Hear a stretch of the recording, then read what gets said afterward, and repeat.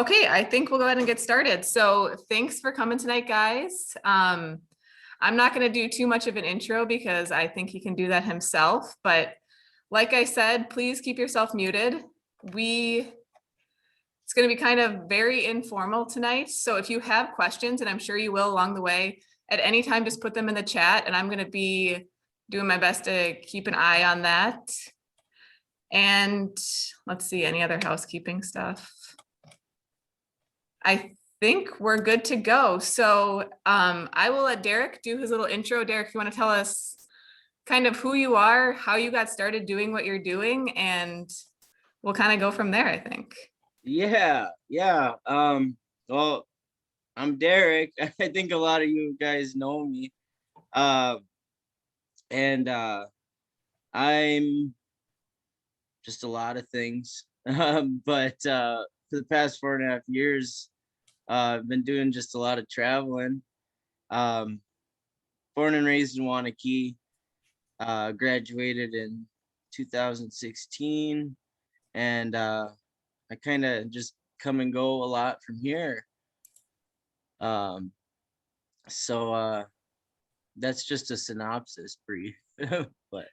Well, yeah, and I'm sure you guys a lot of read the Cap Times article, and it paints a pretty romantic picture of you skipping graduation. Can you tell us about that? And like, were you on your own, like when you got on a train the first time, or like, where did you go first? Yeah, well, so I had a very, very good friend and brother who I think is here, dropped me off, and in Iowa, in a town I can't pronounce, and kind of just ended up going west from there. Usually my mind works that way, like west, west, west. And I think the first time I got on a freight train was in Iowa, and that one I rode up the Mississippi. Didn't know what I was doing, but I knew that's what I wanted to be doing. And I rode it up the Mississippi a ways, cut over to Marquette, Iowa, and then Mason City, Iowa. I rode another freight train, and then I started hitchhiking from there. And eventually, I mean, long story, but I ended up working rodeos in Utah that year, which was bizarre and awesome, and got me kind of set on a whole nother path of life. But I just remember getting on trains for the first time, and it'd be moving forwards and backwards and forwards and backwards, and I'm just thinking in my head, like, what is going on right now? I didn't understand the train yards, didn't understand kind of the logistical aspect of this. I just knew this is kind of exactly what I want to do. So there was definitely a lot of learning curve there. And 4.5 years later, it's kind of a breeze in a lot of senses. And there's still a lot of troubles with it. There always will be, but it's been a wonderful learning experience. Well, I think kind of getting back to the root of it, why this sounds kind of weird, but why are you like this? Why did you want to do this? Have you always been like this? Yeah, I think so. Growing up in Waunakee, in southern Wisconsin in general, I've always said that it's like beautiful enough to kind of inspire a love for life and nature and everything else, but it's also just boring enough to push you out of it. And so growing up, I remember doing a lot of kind of things that I just wanted to do, which was just walking railroad tracks, going to the woods, just kind of over by across from Southbridge in Waunakee. There was a woods there that I spent a lot of time in, and I'd build little forts and just kind of spend time out there alone. And then I'd walk the railroad tracks all up to Lodi and Waunakee and everything. And I think that was kind of the start of it. And I always give credit to like Woody Guthrie and Bob Dylan. I had a little iPod that I take with me, and they were always playing. This was probably like 7th, 8th grade. And there was just this kind of connection. They were always singing about trains and riding trains.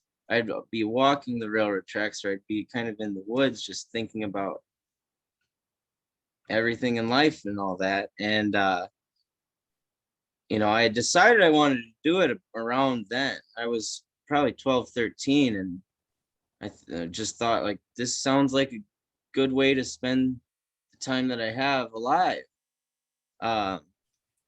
And so from then on out, it was just kind of like, gotta get through school. I can finally ride a train. I can finally see everything I want to see.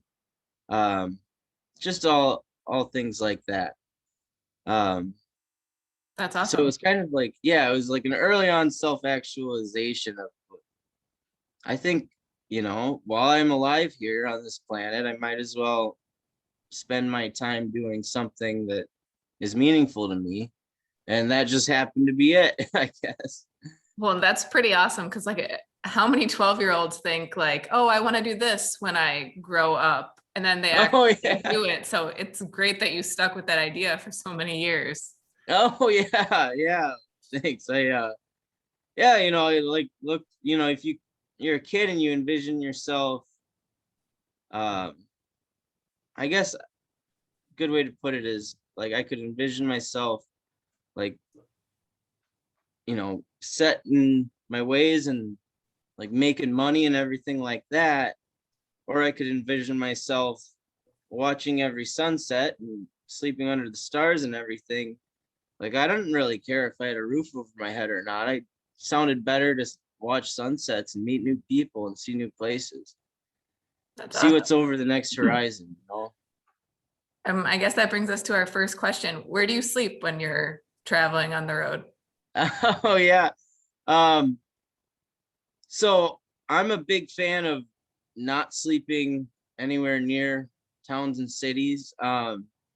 So if I'm kind of strictly on the rails at a time, I mean, at that point, you're pretty much sleeping on the train when you can. Otherwise, you're sleeping in train yards, which are usually in kind of like remote parts of towns and stuff like that. And if you're doing that, you're just waiting for the next train. You're kind of getting out of there right away. And then if I was kind of hitchhiking and looking for work or whatever, um, I'd pretty much find places kind of as rural as I could, but still kind of tied to the highway or anywhere around train towns or anything like that. Um, just because that's why I'm doing it, is to be kind Yeah. of close with wide open spaces rather than tucked in cities and everything like that. So it sounds like, and you hear this a lot from people who like live on the road or van life, that you kind of just do odd jobs. Is that your case, that you kind of just have different jobs? And what are the logistics of finding an odd job? Like, how do you find a job? Yeah.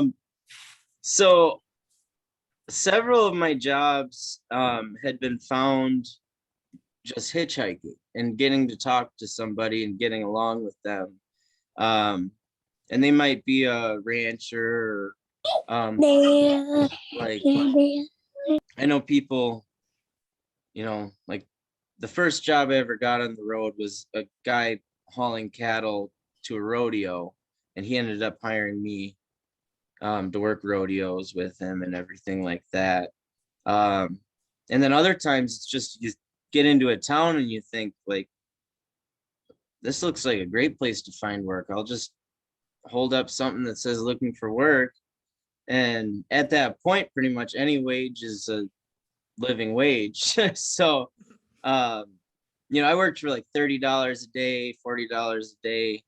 Um, And then I mean, the technological era makes it nice too, because there's a lot of groups, Facebook, other things that are specifically for the purpose of finding travelers jobs and things like that. So I had found a couple like that as well. Um, Do you and have other a things just like Woof and, you know, yeah. stuff like that. So do you have a smartphone? Like, do you use it to like look? Yeah, Okay. it actually, I mean, it makes traveling really, really uh nice, because I mean, I just can't tell you how much, like, I've used it to look at the train yard in a town, or you'll be on a train and you're like, well, where the heck am I going? I'm not going where I thought I was. This doesn't look like North Dakota, or this doesn't look like California or whatever. And then you look up and you see, oh, that's where I am, stuff like that. Yeah.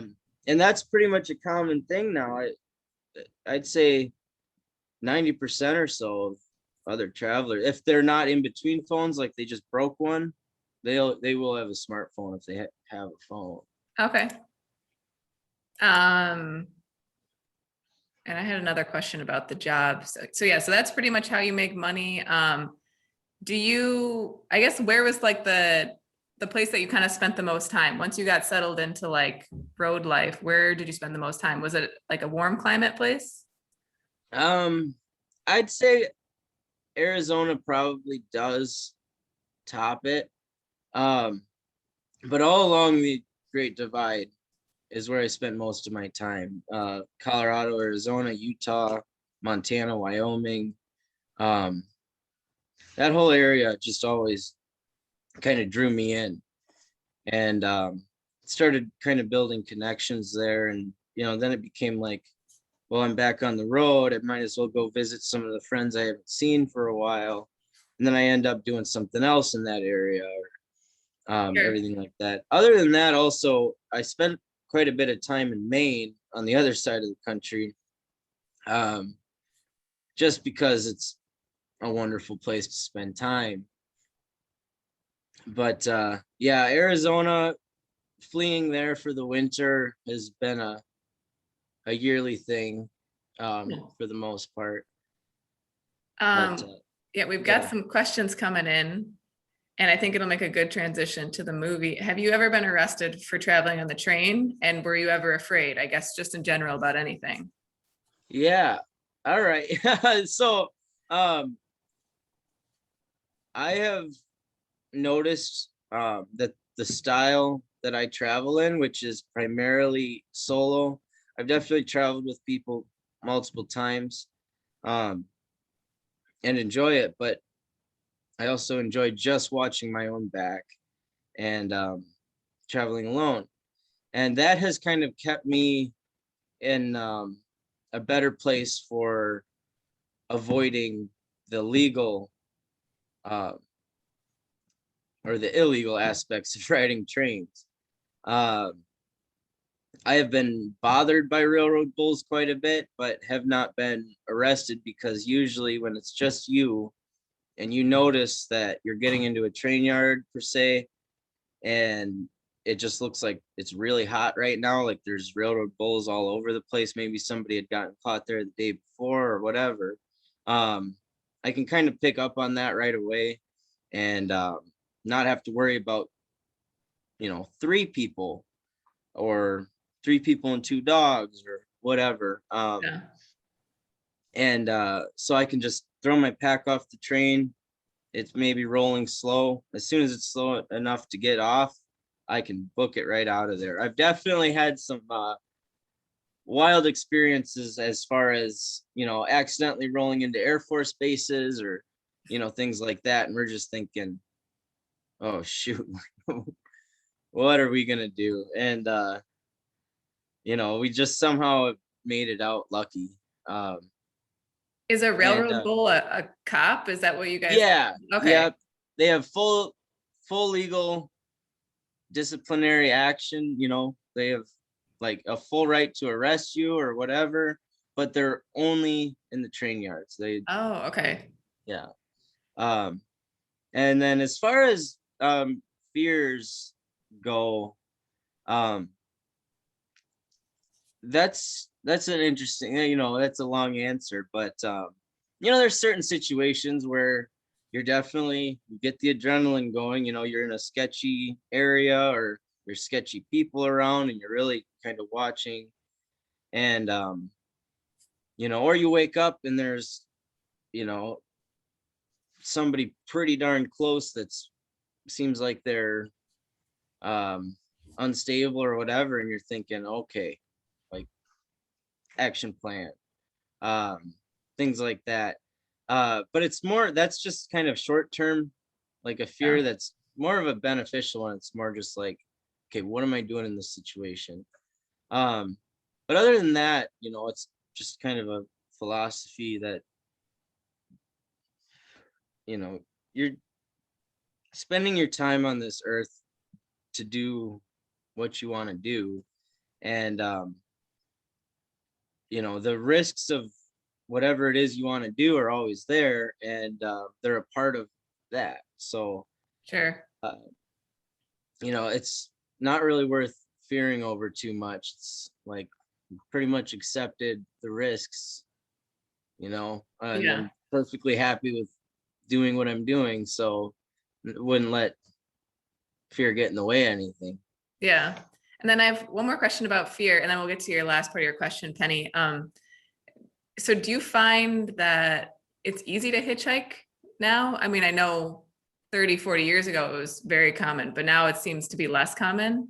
Do you find that people are apprehensive, or the type of people that pick up hitchhikers are cool anyway, or have had any weird experiences with hitchhiking? Yeah, I've definitely had weird experiences. um just a lot of people who pick you up hitchhiking are looking for somebody to talk to. Hmm. So they'll tell you everything about their life, and um sometimes it's like a 4-hour drive. You're just This is so annoying at that point. um and you get a lot of veterans. I've noticed veterans are like the number one picker uppers of hitchhikers, and I don't know why. I don't know what the whole correlation is, and I love it, but I've definitely heard a lot about the Middle East. Um and it's hitchhiking is a funny thing because, yeah, there are not many people that pick up hitchhikers nowadays, and it's usually like, in my mind, I see it as, you're either, it doesn't matter really as much how you're dressed or how you look or anything. If somebody's going to pick up a hitchhiker, they're just going to pick up a hitchhiker. Yeah. It's that kind of a person, and usually they are pretty open-minded and cool. But it's also, I mean, a very important rule about it all is, if there's anything in your gut that says, they might be going exactly where you want to go, and they might get you there the quickest, or you might have been where you're at for 2-3 days and you just really need, you'd love to get out of there. But if you walk up to that vehicle and there's anything in your gut saying, I don't really know about this person, then you just don't take the ride. Yeah. You listen to your gut first and foremost. It's like the number one rule, and that should apply to life in general, but that's definitely the rule of traveling. And So I've definitely, it's worked out for oh, you so far? oh yeah, yeah, no, Yeah. it's been great. Yeah, and I've definitely turned down rides, and they might have not, there might have been nothing wrong with that person, but it Yeah. was just that gut feeling that I'd have to trust over anything else. Yeah. And one more question about travel before we get to the movie. Are you, Laura asked if you're riding inside the train cars or on top. I know we kind of talked about this before everyone got here. Oh yeah, yeah, no, so a lot of the trains nowadays are adapted to try to prevent and everything. Um, and so, and the laws have increased around it and everything too. So you pretty much have to ride where you're going to be the visible, at least while you're um, in the train yards and passing through towns and stuff. So the top is pretty much ruled out because of your visibility while you're on top. Um, and there's another aspect of it, like if there's an open box car, a great place to take a ride, but it also isn't very common anymore. The most common train nowadays is the big Connex shipping trains. We call them hot shots. So it's the two shipping containers stacked on top of each other. And they're more on the big lines, like the ones that run Chicago to Seattle, or, Little Rock to LA, or, stuff, big shipping lines. And that's the ones that are going to get travelers the fastest, get places the fastest. And so riding, if you can ride in a car, it's usually what we call a junk train, which means it's not going to take you very far. If you ride on the Connex box trains, you're actually riding in between the two rail cars on these grates, or under these grates that they use to unload and load up the shipping boxes and stuff like that. So it all kind of depends on what your goal is and everything. Like if I hop into a boxcar, I'm totally fine with ending up in the middle of nowhere, because those trains don't go very far. But if I want to say, like, I want to meet up with some friends over on the West Coast and I'm in Wisconsin at the time, then I want to get those shipping cars and everything, so I make it up to St. Paul and I can get those shipping cars all the way to Seattle. So yeah, there's just a lot of different prioritization and stuff. Cool. that yeah. And then I think obviously some people want to know about the movie Nomadland. And if you guys are just joining us, you can throw questions in the chat if you got them. So I think it's important to preface that there's kind of a whole community that lives out in the desert, right? A van dwelling community that the movie really showcased. So they want to know how were you picked? Like, did a bunch of people just show up to that community and you happened to be there that day, or how did it all go down? Yeah, so they found me out in the desert and outside a Quartzsite, and they were actually casting for a scene that didn't end up happening, but they were looking for non-van dwelling nomads, and there just happened to be a big camp of us out there, and they had found out about it somehow. But we had built this huge tent and like area. I mean, we had couches in there and everything. It only took a couple days, and it was mostly like Grateful Dead theme, just like a really, really cool group of people that I had been there to see a couple friends that I had traveled with in years prior and stuff like that. And so I had been there one day, and I had just gotten off a cattle ranch out in eastern Arizona, and out of nowhere, this nicely dressed woman comes up with like 12 pizzas, and we're like, what the heck is going on? And she just kind of explains. She was very, very good and cordial about how she was approaching us. And and honestly, I would say that takes a lot of courage to be working on these kind of high dollar movies and everything, and then just approach this group of nomads. But she said she was just taking short video interviews, and for a movie that was going to kind of be out there, we could just be extras or whatever. And I didn't think really anything of it, so I did one, and a couple people refused, and whatever. But I thought, oh, there's no harm in it. She brought us pizza, and so then I had gotten a pretty bad cut in my arm, and it was getting really infected. Like the infection was like, there was those streaks and everything like coming up towards my heart, and I was like, I better go to a doctor. And it was actually getting close to Christmas as well, so, or Thanksgiving, one of the two. I think Christmas. And so I thought, well, shoot. And I was traveling with my buddy Felix, so we ended up going towards Los Angeles after that.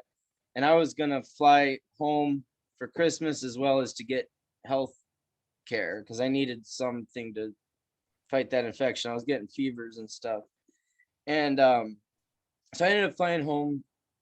The infection was gone pretty quick and stayed for Christmas and stuff. And then some buddies from here were going out west to ski in Colorado. And I thought, well, shoot, I'll just go out there with them and see what happens. I brought some stuff like to travel with and all that in case I just wanted them to drop me off. And then I got a call while I was in Denver saying, oh, the director would really like to meet you. Like, they loved your interview, whatever. And I thought, like, oh, shoot, I might as well fly down. Like, they offered to fly me down and everything. And like, my first thought was free food. It just sounded like a lot of free food and everything like that. And then I ended up kind of talking with Chloe and Josh, their boyfriend and girlfriend. They're the ones making the movie. The first night in the hotel for probably 4 hours or something like that. And we just kind of really hit it off, like just connected. And then I realized, like, oh shoot, I'm back in Arizona. So my parents were like nice enough to mail me a bunch more of my like traveling stuff and things like that. And then from there, I probably within a week I was actually hired onto the crew as the art PA because I just really got along with everybody and enjoyed Nice. being there and everything. And then within another week it was like, hey, we're actually rewriting like the script right now. We're gonna kind of give you more lines and stuff like that. So my scenes in the movie were not planned at all. It was just kind of like a I schmoozed my way in, I guess. But yeah, so I don't know, it was really cool. And that's obviously, I kind of looked at it as just a job Yeah. that required much less labor than most of my jobs and was a lot more fun. So How long did you work on it for? getting up close to 2 months. Might not been quite 2 months, but it was something like that. Because I ended up filming in a bunch in Quartzsite, and we went to Yuma, Arizona, and then we went to Norco, California. And so I filmed in all of those places, and Cool. it was a lot of free food. And probably maybe a better paying job than some of the jobs you've had. A lot better paying job. Yeah. Yeah. Literally the job that I just gotten off of when I was at that camp in the desert was $30 a day. Yeah. So yeah, the days that I actually acted or whatever, paid like stupid well. And then as an art PA, I made much better money than a cowboy as well. Yeah. Do you see anything like this in your future, or have you been approached for anything else? Yeah, I've been talked to and everything for a couple of things. I'd probably only do it if it was either Chloe and Josh, because we've just become friends. We're still in really good contact and everything. Or if something just fell in my lap, but I just can't see like pursuing it because it's not my speed. But yeah, I mean, and then one other movie asked me, they said, you probably get it if you interview or whatever. Yet I had to like have somebody film me reading some of the script and everything. And I said, well, what the hell? And I sent it in, and then they asked, oh, could you, that's really awesome, but could you do it on like a higher quality camera? And I was like, I just didn't respond because it's just too much work. Yeah. So a lot of talk of free food. Someone wants to know, what do you eat along the way? Oh, mostly cold canned chili.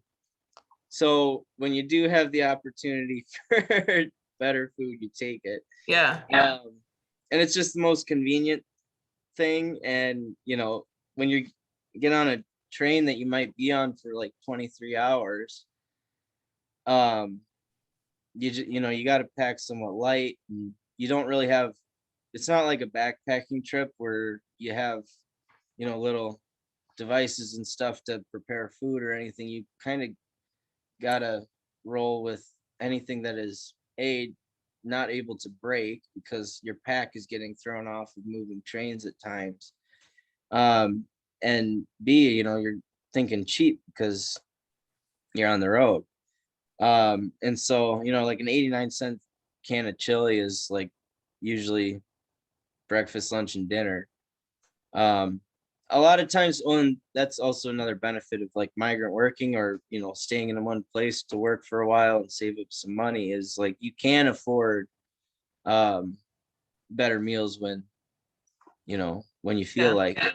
And so after long train rides, like whenever I go from St. Paul to Havre, Montana, I'll usually stop in at a diner at the end, like recharge my phone, just kind of eat a decent meal and be like, yeah, yeah, I'm out here, I made it, and Yeah.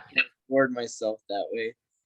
Um, yeah, so I think this is a pretty common thing when people hear your story. Being a parent, I'd be so worried about you. Someone says, "How do your parents do it?" They're great parents.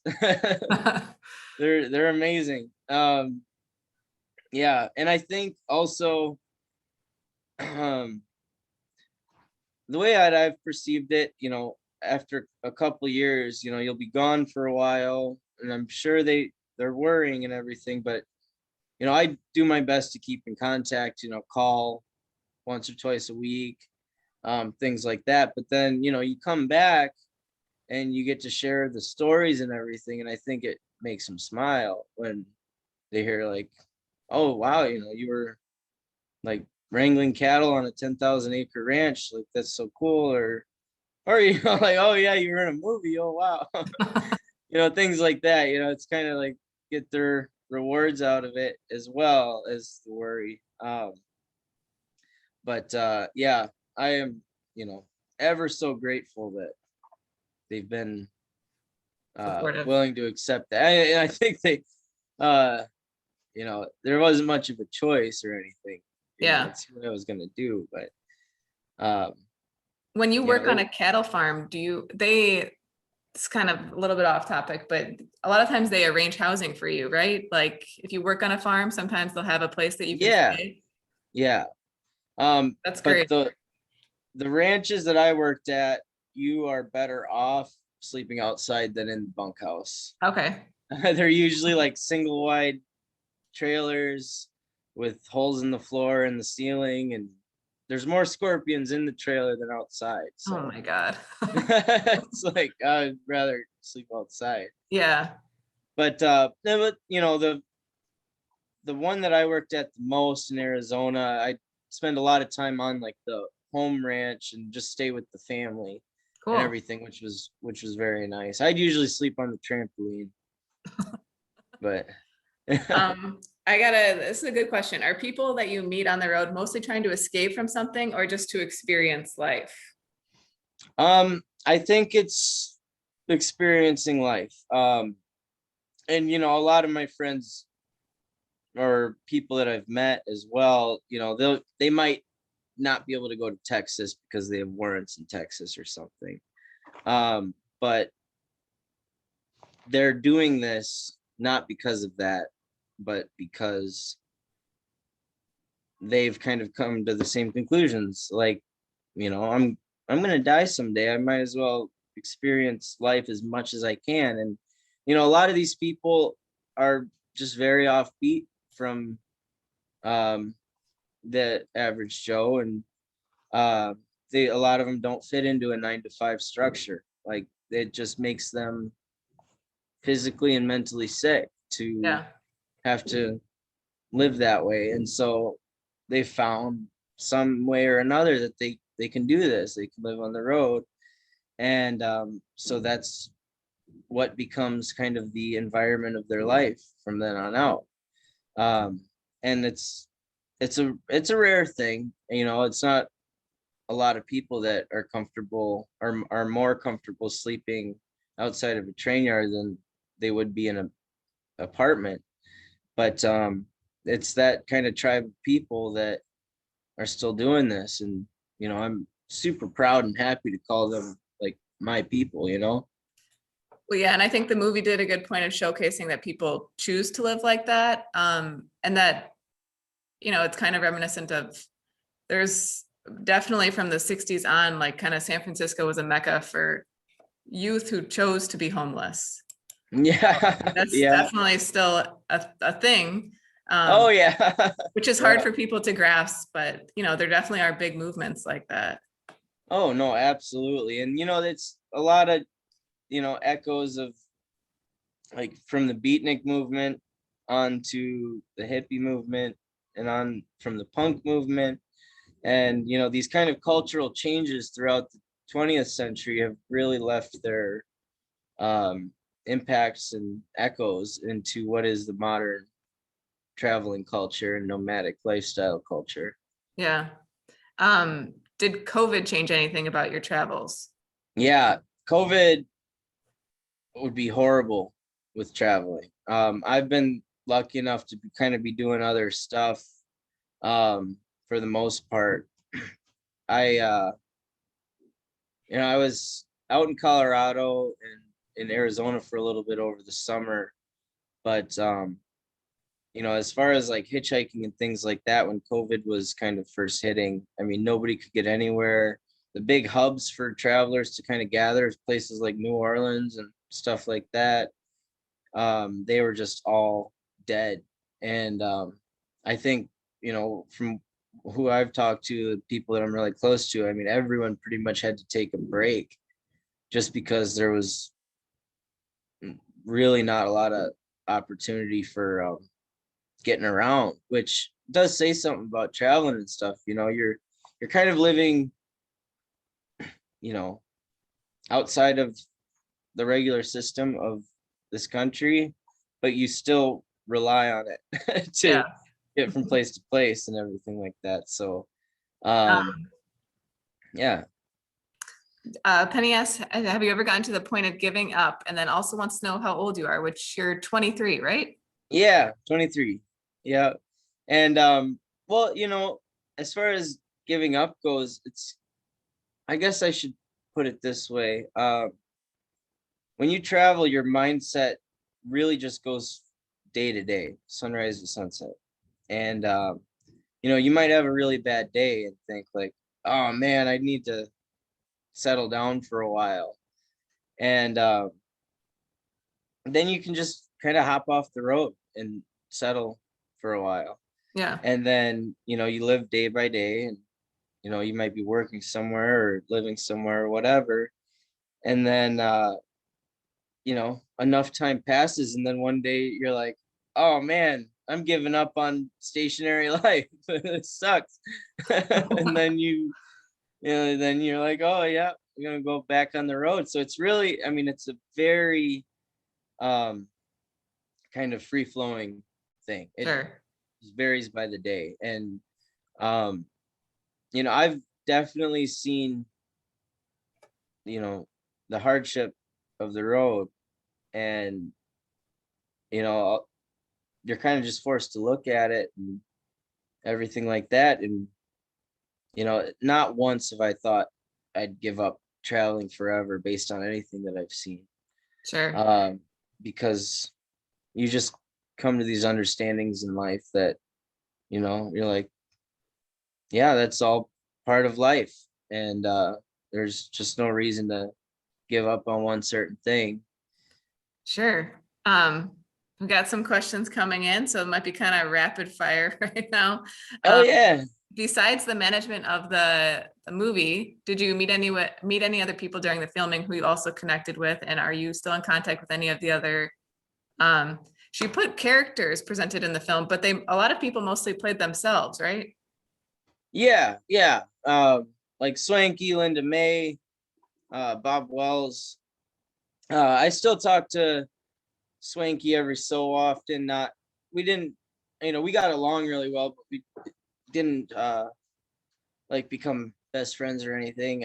Linda May I talk to a lot. She's been trying to get me out. She's got a property that she was able to pay for because of the movie, which is awesome. That's awesome.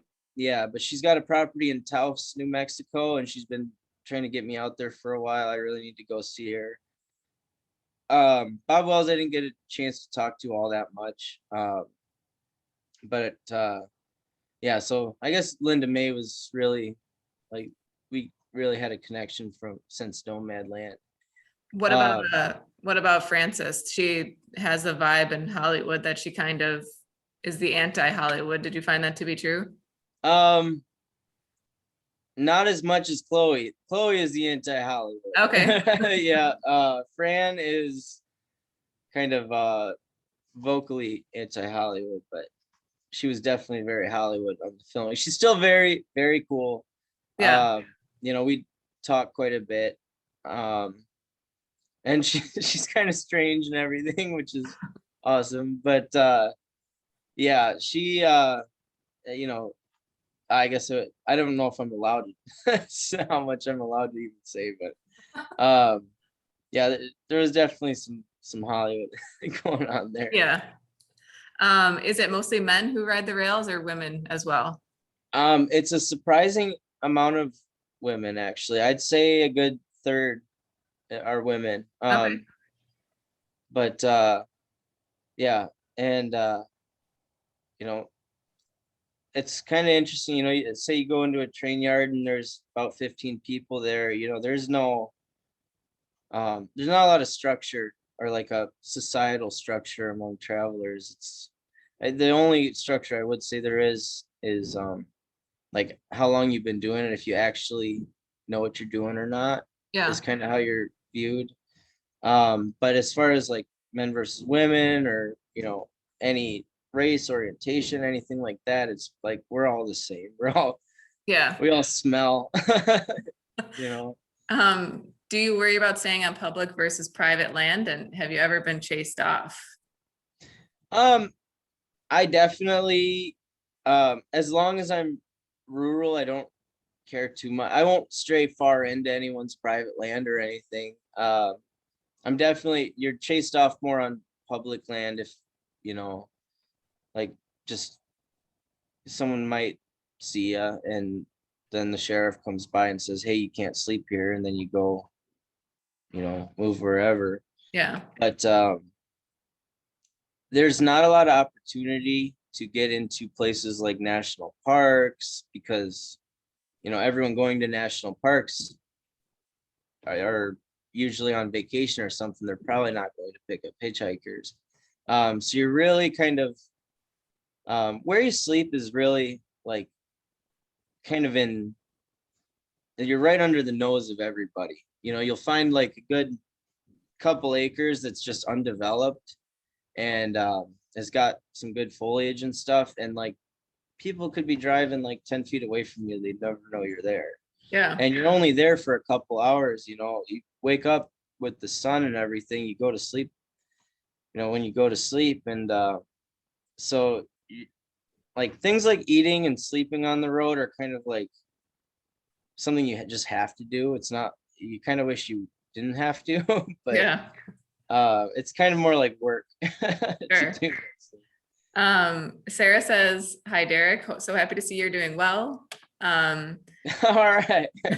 Mary Sarah. asks, this is a good question. What's a bad day when you are nomading? Rain, snow,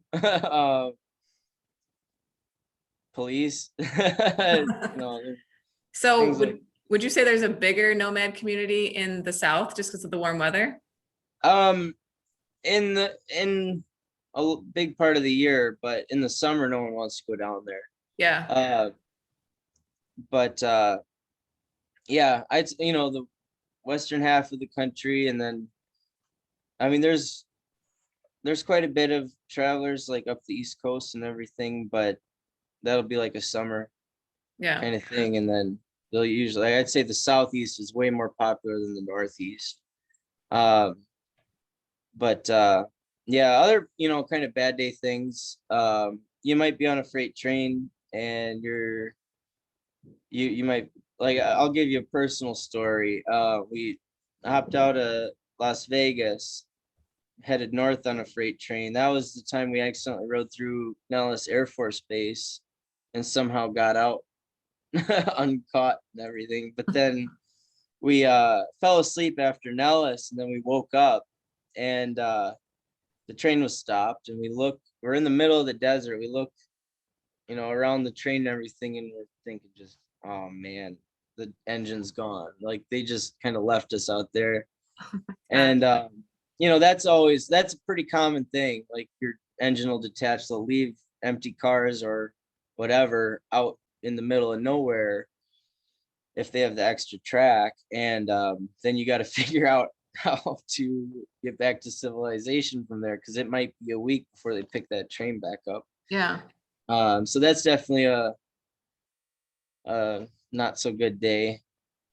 Someone asked, what are your plans for the future? I know the article said maybe you could see yourself buying property in the driftless region of Wisconsin. Is that far off, or? That's a loose goal. That's interesting. So yeah, that is something I want to do eventually, is buy and preserve property in the driftless area and get it back to its natural ecosystem, and as well as just work with a lot of Wisconsin's native ecosystems and try to bring them back or try to preserve them. But I also come to know myself well enough that I don't ever want to rule out traveling. Like, this is just a part of me, and it's actually a huge part of me. So I think this summer I'll be back on the road. And I don't know, for how long or whatever. It's a day by day thing, but I'd like to kind of be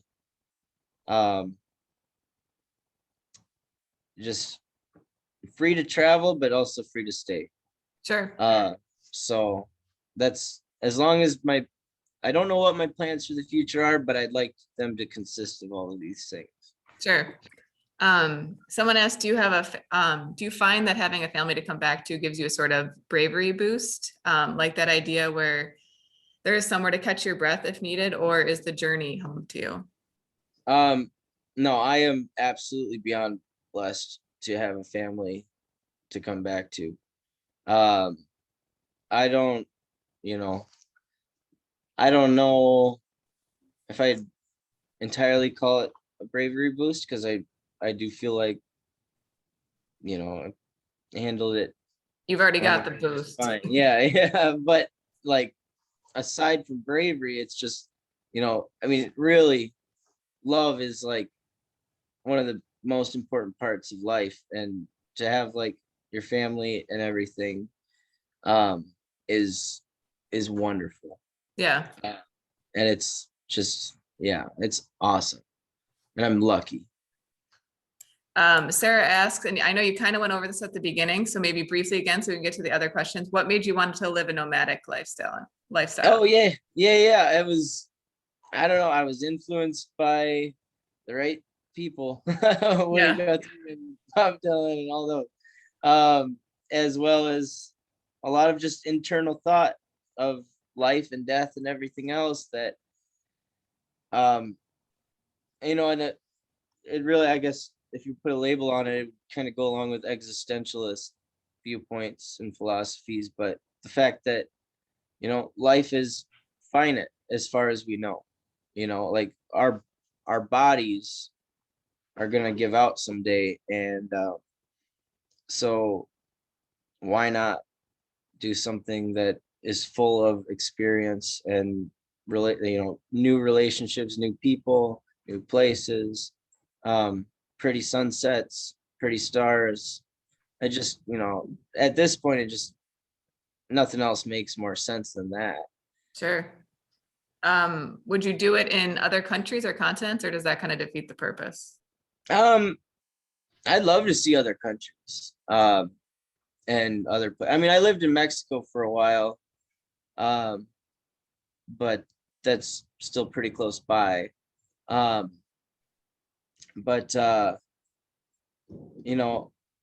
there's not the same culture, there's not the same laws. You go somewhere in Europe and try to hop a freight train, they'll probably just deport you. So Yeah. it's definitely you know, America, and even just the whole hobo thing is kind of a purely American concept, as far as riding freight trains and, doing all of that. And it's definitely easiest to do it here. Um, but I would love to see a lot of places and experience the cultures. It's just, Well, it's interesting that the West has always been a part of like just American history, is like the place you go to find yourself, find wealth, it's always been to the West. Like it's such a isn't that literary interesting? concept. Yeah. Yeah, I know. It's definitely got its romance and Yep. everything that goes with it. Another question about food: is fishing and hunting part of the lifestyle, or is it mostly reliance on canned goods? Like, Yeah, it's definitely mostly canned goods. yeah, Um, it's just a fact of, you know, to fish, you need fishing supplies. And that's not, something you really want to be carrying with you when you're on the road. If you have a pole, it'll break. If you have a fishing wire wrapped around a can, it'll probably break or get lost. And then hunting, it'd be cool, but it's just not the way the world works. And just getting permits in certain states or whatever, and as well as just, I mean, if you're traveling and you have a firearm, that is just something you're just kind of asking for trouble. Um, because, a lot of times, you're not even doing anything wrong, but somebody will see you, like a police officer will see you or something, and they know what you are. They know you're a train rider or whatever, but they're just thinking, what do they have on them? So they go and search through your stuff. And if you have a firearm, even if you're completely legal, it's just going to be a huge hassle. yeah. So, So unless more questions pop up, I've just got one more question. And I mean, we're all adults here, but I think keep it as tame as you want, Derek. I just want to know, what is the craziest story from the road? And take crazy however you want it to mean. Just, I guess, any wild story from the road that we would be surprised that happens out there. oh man, yeah, that's tough because crazy is definitely subjective. Yeah. But you know, I mean, meeting a another train rider, a gal that like, we kind of got along, and we ended up going to Mexico just cause, and living in a rural village and everything. I mean, that I think would be classified by most people as like a kind of a wild experience. Riding the freight through the Nellis Air Force Base was kind of, that was a lot for me. Yeah. We had three people. It was Matt, Kendra, and I, and Matt had two dogs, and we were all in a very small porch of a grainer, which is a pretty common car to see around here. But they haul grain. They're kind of enclosed, and then they have little, and we had just been trying to get out of Vegas, and so we got on the first train. We didn't care where it was going or whatever, and we started riding. We got out of Vegas. We're like, heck yeah! And then all of a sudden we stop and we see another engine stopped next to us going the other way, and we're looking like, this isn't normal.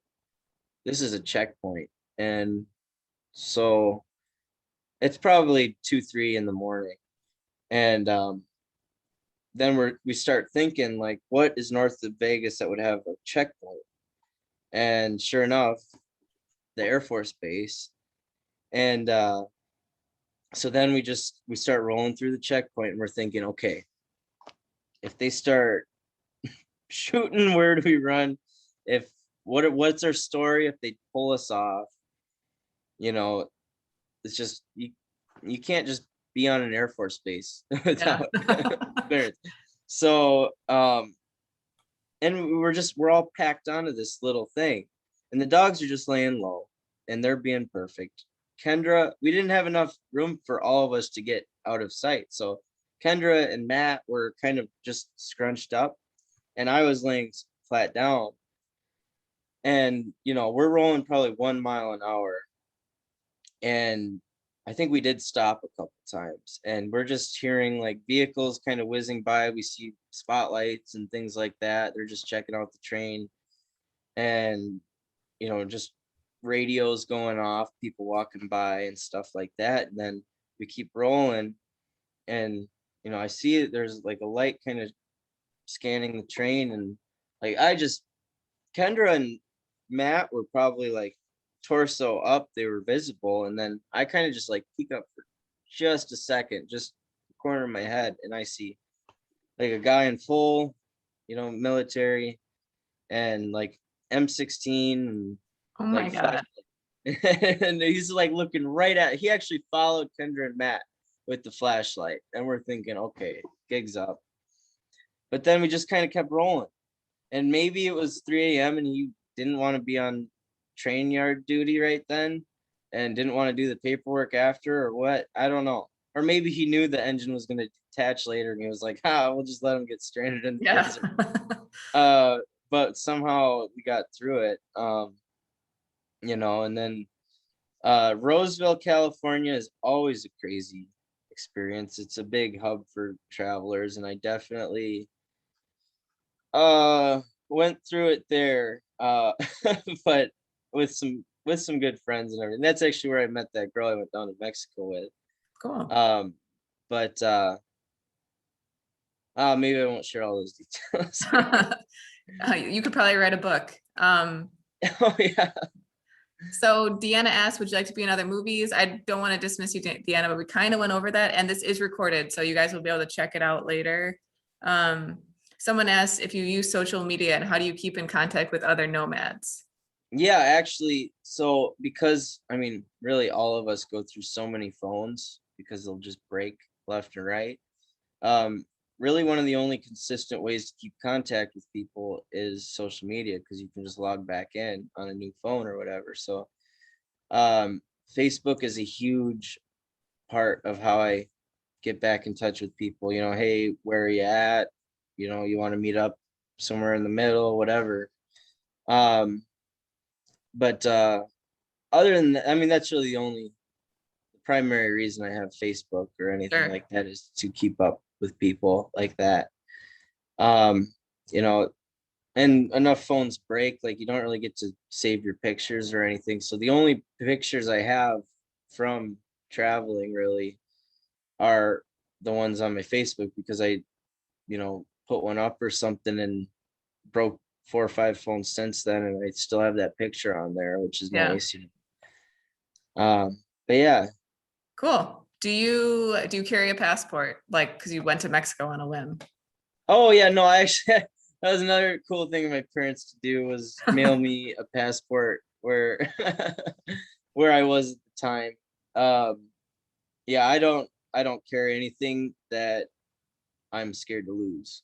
Do And a you, passport is a pain to lose. sure. Do you have a license that you carry? I do. I keep like an ID. Okay. Yeah. Yeah, I look young, so if I want beer or anything. Yeah. A couple more questions. Do you ever get rides with truckers? Yeah, a lot. Truckers are awesome. Cool. Yeah. And you know, truckers, I mean, I've had a couple rides with truckers too. It's, you know, we'll get the ride with them, and they have to shut down every so many hours, and they'll be like, you know, hey, I'm gonna shut down here, you guys can go camp out or whatever you do, and you know, we'll meet you at sunrise, and then they'll continue to give us a ride, things like that. Cool. What is the most beautiful place you've seen? Oh gosh, everywhere has its beauty. You know, and there's just different types of beauty. Um, Definitely a really, really awesome one, I guess, that is objectively beautiful would be um riding through, there's a train line. The train line that goes from St. Paul to Seattle also ends up through Glacier National Park in Montana. And we one time hit Glacier National Park like right around sunset, and we're just going over these massive canyons and everything. like through the mountains, just right around sunset, like hundreds of feet above these mountain streams. And you know, we're just out in the open air, and it was just a beautiful day. And I mean, that was really fantastic. And then, you know, I think, you know, the beauty of a place kind of depends on what you personally think is Sure. beautiful in the natural world. I'm definitely inclined to like prairie landscapes. I love the Northwoods, like Maine is definitely one of the most beautiful states I've ever been to. Obviously the West is the West. And What's the that's worst place? what's that? What's the worst place? Oh, the entire state of Ohio, uh, the entire state of Indiana, um, a lot of Kentucky, um, North Dakota. There's a couple worse places. Yeah. All right. Well, I guess that looks like it's all the questions. Derek, thank you so much for letting us pick your brain. You're an amazing anomaly. And Thanks. it's really cool that you're from Waunakee. And yeah, thanks again for coming. This was a totally different program than we've ever done, and it was really cool. Oh, all right. Yeah, it was cool to be here. Thank you so much. Thanks for coming, guys. Like I said, this will be recorded and it'll be on the library's YouTube page. Give me a couple days and it'll be up there. So thanks, everyone. All Thanks, right. Derek. Yeah, thank you.